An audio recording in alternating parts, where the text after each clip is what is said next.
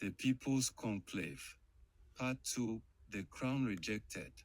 Chapter 4, A Pope Who Said No. Milan, 2 days later. The sky above Milan had turned the color of rust.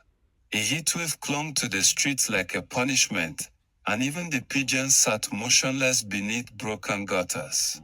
Inside the crumbling walls of Corso di Luca, the refugee school Matteo Benedetti helped rebuild, chalk dust hung in the air like fog. "Children," he said, standing in front of the blackboard, "what is the difference between power and authority?" Tiny hands shot up. "One comes with money," said Ahmad. "One comes with love," said Elira, her voice barely above a whisper. Matteo smiled. "You run the world better than we ever did." He turned back to the board and drew a figure in chalk, a crown with no head beneath it. "Power," he wrote beneath it. Then he drew a set of open hands. "Authority." A soft knock interrupted the moment. Leila peeked in, her expression tight. "Matteo, there's someone here to see you. From Rome." He froze, the chalk breaking in his hand. Moments later, the courtyard. The man was tall, dressed in a charcoal suit that looked like it hadn't seen daylight in years. His Roman collar peeked from under his jacket, but he bore no insignia. His eyes scanned the courtyard like a drone. "Dottor Benedetti," he said with a bow that was almost condescending. "I haven't been Dottor in years," Matteo said flatly. "Just Matteo." The man smiled politely. "I was instructed to deliver a message. It comes from the highest chamber of the conclave." "No, thank you. You haven't heard the message yet." Matteo stepped back. "You wear the suit of silence and the perfume of politics. I knew your message already." "Matteo Benedetti," the man said, this time without pretense, "you have been chosen." The world fell quiet around them. Children played nearby. The wind stirred laundry hanging between stone walls. In the distance, a dog barked. But none of it seemed real anymore. "No," Matteo said. "You were voted by the conclave. By canon law, your acceptance makes it valid. I left the church. I was cast out. You called me a heretic.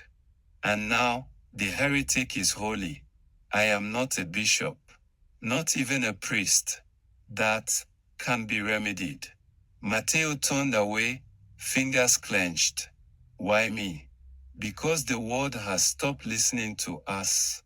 But it still listens to you." That evening, rooftop of Corso di Luca.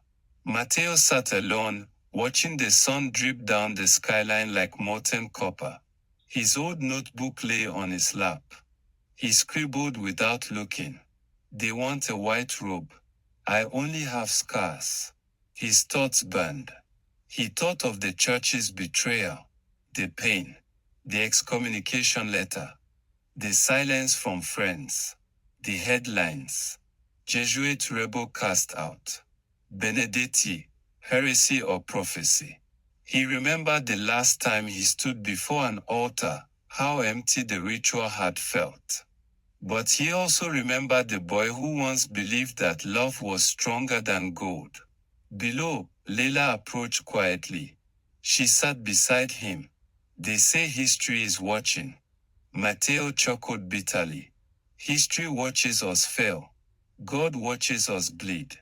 She paused, then handed him an envelope, small, torn, with crayon marks. A letter from one of the refugee children. On the front, to Papa Matteo. Inside, the message: "You said love lives where power is afraid to go. Don't be afraid. We need you." Zora, age 7, he read it 3 times before folding it against his heart. Midnight, alone in the chapel ruins.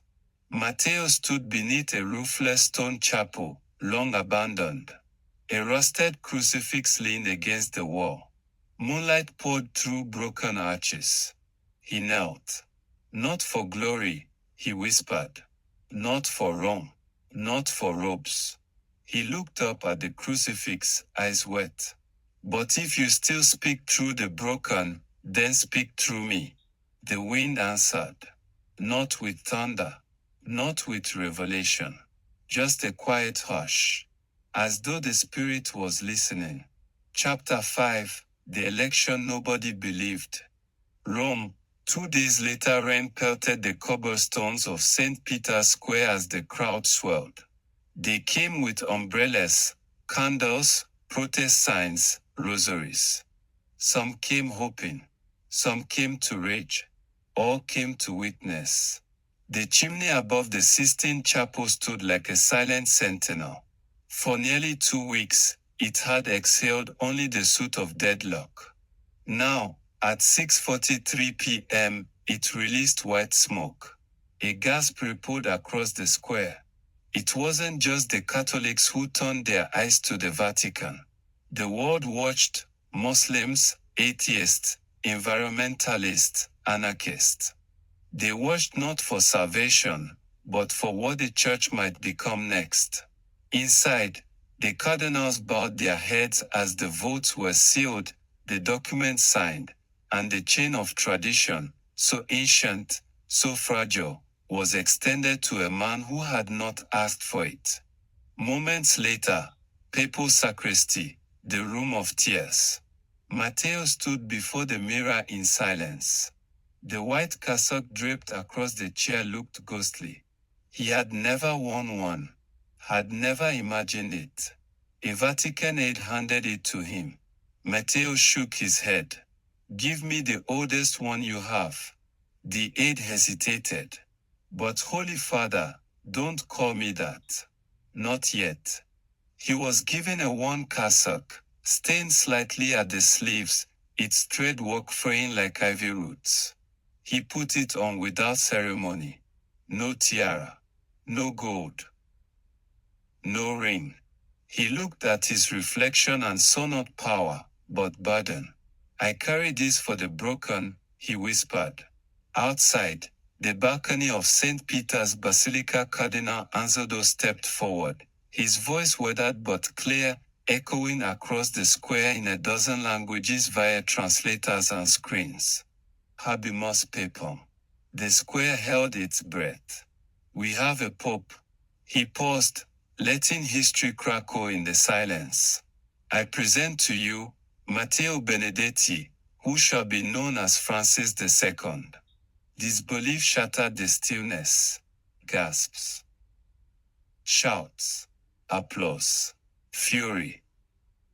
A wave of reaction broke through the crowd. Social media exploded. "He's not a priest. The heretic pope. Hope is back. The Vatican has lost its mind." Security stiffened as a bottle flew from the back of the crowd. It shattered far from the balcony. And then he stepped out. Matteo. No golden cross. No elaborate vestments. Just a man in white, blinking into the storm. He raised no hand in blessing. He simply looked at the crowd, really looked, and said, "I have no words grand enough. I come not from above you, but beside you. I am not here to reign. I am here to listen." Then he did something no pope had done in memory. He knelt. Right there on the balcony, in the rain. Meanwhile, across the world, in the favelas of Rio, the slums of Lagos, the refugee camps of Syria, people stared at their screens. A boy in Nairobi whispered to his grandmother, "He looks like us." A teacher in Detroit wept quietly and wrote in her journal, "Maybe we're not too far gone after all." But not all were moved. Elsewhere, Vatican offices, that same hour. Behind closed doors, in a chamber lined with oil portraits, Cardinal Ru slammed the glass down on the table. "This is blasphemy. This man will burn the church down." His inner circle, 15 cardinals, all with impeccable connections, nodded grimly. "It's time," said one. We move to counter conclave. Let him wear the robe, Ruth part. He won't wear it long. Chapter 6, Fire in the Basilica. Rome, 1 week into the papacy of Francis II. The bells of St. Peter's had rung every day since his election, but they no longer sounded triumphant. They sounded like alarms. Inside the apostolic palace, Pope Francis II stood barefoot on the cold marble of the papal library. Around him, stacks of documents towered like gravestones, financial records, sealed abuse investigations, confidential diplomatic correspondences. He held a list in his hand. 52 names. Heads of departments. Archbishops who ruled more like CEOs than shepherds. Princes of the church who had never walked the streets of poverty their gospel spoke of. He called his first meeting. The papal consistory, papal hall. The great wooden doors opened. Dozens of cardinals sat waiting. Gold chains around their necks, silence in their throats. The new pope entered without guards, without grandeur. He wore the same simple cassock from his election, stained now with ink. He carried no staff, only a satchel. My brothers, he began. And I use that word carefully, because brothers correct, not conceal. He opened the satchel and poured its contents onto the long table, receipts, letters, gag orders, luxury invoices, shell company ledgers. Then he spoke 5 words that detonated across the centuries. The age of secrets ends. The room froze. I am dissolving for dicasteries effective immediately, he continued. The Congregation for Doctrine will be restructured to include lay theologians, women, and victims of abuse. Gasps. Vatican bank accounts are being opened to third-party forensic audit. The results will be public. Outrage. And I will no longer live in the Apostolic Palace. I have taken residence in room 3B of the Santa Marta guest house. Close to the people. Closer to Christ. Cardinal Rose stood. This is theater, he hissed. No, Matteo replied calmly. This is confession. Yours. The streets of Rome, that afternoon. Outside, protesters gathered in opposing clusters. Some waved white flags marked "Mercy Now." Others held signs that read, "Benedetti is not my pope." The news cycle devoured it. CNN, the rebel pope reshapes Rome. Fox, anti-tradition pope begins destruction of holy order. Al Jazeera, from exile to Rome, Pope of the Margins confronts Catholic power. On Twitter, his name trended for days. #StreetPope, #ChurchReborn, #Matteo Francis. Later that night, Basilica Interior. Francis II returned alone to St. Peter's Basilica after midnight. He lit no candles, carried no guards. He walked in silence down the central nave until he reached the base of Bernini's baldacchino. There, at the heart of the church's gold and marble power, he knelt. His whisper echoed into the silence. "Break what needs breaking, Lord. Even me." Behind him, in the vast shadows of the Alps, a match flickered. Smoke called. Elsewhere, the counter-conclave begins. Beneath a private chapel in Venice, deep underground in an estate once owned by a Medici cardinal, Rose stood before a council of 15. "This is not a man of God," he told them. "He is a populist, a demolisher, a heretic in white." A silent vote was taken. 12 approved the plan. 1 abstained. 2 left the room. Those who remained agreed. A schism was worth the cost. Rome, 3 hours later. A fire broke out in the basilica's archives. Flames devoured centuries of scrolls and sealed documents.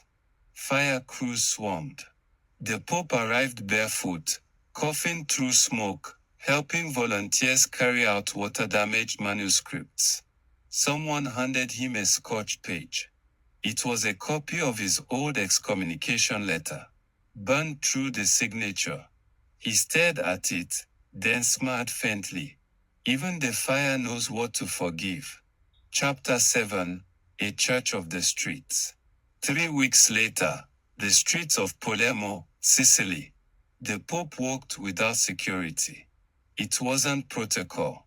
It was his decision. The press trailed behind him like a flock of confused disciples. Cameramen, bloggers, police escorts who didn't know whether to intervene or watch from a distance. Pope Francis II wore no mitre, no golden ring. Just plain sandals and a sun-bleached cassock. On his back, a burlap satchel with 2 loaves of bread inside. He turned into a narrow alley where the stench of urine mixed with cooking oil. Graffiti covered the walls. A woman sat slumped beside a trash bin, her baby crying in her arms. He knelt beside her without hesitation. "No cameras," he said to the press. They backed off, surprised. He tore one loaf in half and offered it to her.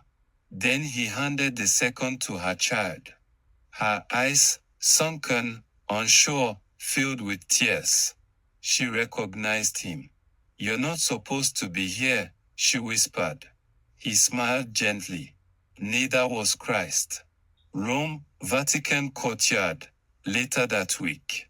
A letter had arrived, handwritten, from a prison in South Sudan. The inmate's name was Anthony Bonda, accused warlord, former child soldier. His message: "I have done evil, but I still pray in the dark. Can a monster ever be forgiven?" Francis II folded the letter and called his secretary. "Book me a flight to Juba." "You can't, Holy Father, it's not secure." "I'm not asking for permission. I'm asking for a seat." Juba prison, 1 week later. The guards were tense. The yard was silent. Anthony Bonda stood in chains, eyes wide as the Pope approached in person. Francis did not speak at first. He embraced him. The guards gasped. A reporter fainted. And then the Pope said, loud enough for the yard to hear, "Repentance is not a word, it's a door. And God never locks it." He washed Banda's feet before the entire prison. When he left, 24 inmates asked to be baptized. Back in Rome, confession in the square. Pope Francis II set up a chair in the middle of St. Peter's Square with a handwritten sign, "Confession for all, no judgment, no fee, no titles." People lined up for hours. A man in a rainbow scarf wept on his knees. A police officer. A politician. A widow. A former abuser. A woman who hadn't stepped into a church since her daughter died. He listened to them all. Not once did he offer absolution like a formality. He listened, and he cried with them. "The church," he said to one woman, "is not a court. It's a clinic." Cardinal Roux, watching from afar. In his private chamber, Roux slammed his fist against the marble. "He's turning the papacy into street theater," he barked. "No," said a younger cardinal beside him, unsure. "He's turning the people into his doctrine." Roux turned slowly. "Then we will turn the doctrine against him." That Sunday, a sermon without walls. Instead of appearing at the basilica's balcony, Francis II preached from the steps of a Roman hospital. If your gospel fits only in cathedrals, it is not Christ. If it can't survive under a bridge, in a prison, beside a deathbed, then it was never the gospel at all. The crowd cried. Not for spectacle, but for truth. He didn't end the sermon with a blessing. He ended it by kneeling and asking the people to bless him. Thousands raised their hands in silence. And in that silence, the church changed. Watch out for the part.